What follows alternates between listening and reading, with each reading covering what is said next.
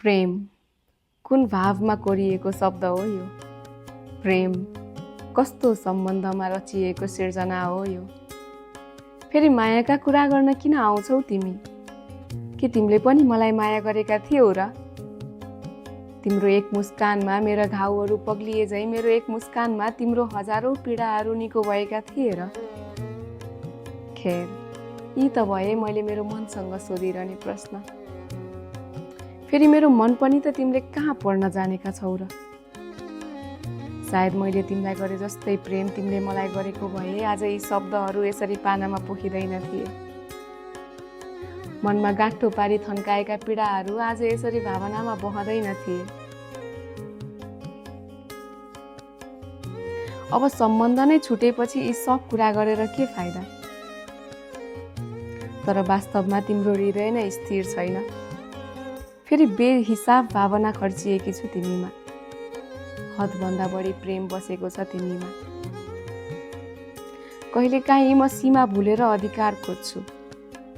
तिमीले मलाई गरेको त्यो प्रेमको आधार खोज्छु। हाम्रो सम्बन्ध अन्त्य हुनुको कारण खोज्छु।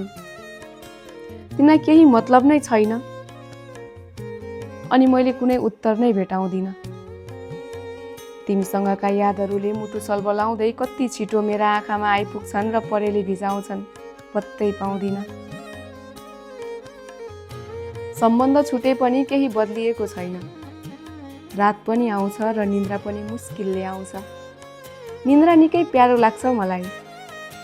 सपनीमा मलाई अङ्गालो हालेर जो निदाउँछौ, अझै पनि तिम्रो अङ्गालो निकै प्यारो लाग्छ मलाई। तिमीले छाडेर गएपछि शब्दसँग खेल्ने भएकी छु।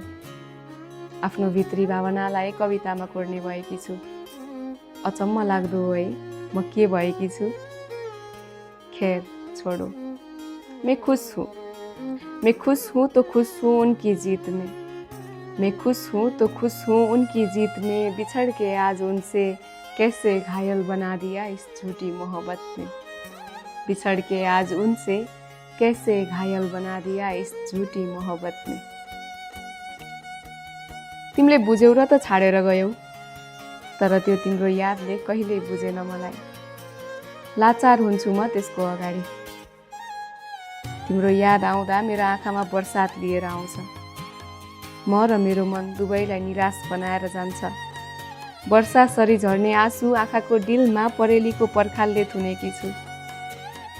बिर्सिन चाहेर पनि बिर्सिन नसक्ने तिमीसँग बिताएका पल बिर्सिने कोसिससम्म पनि गर्न छाडिसकेकी छु।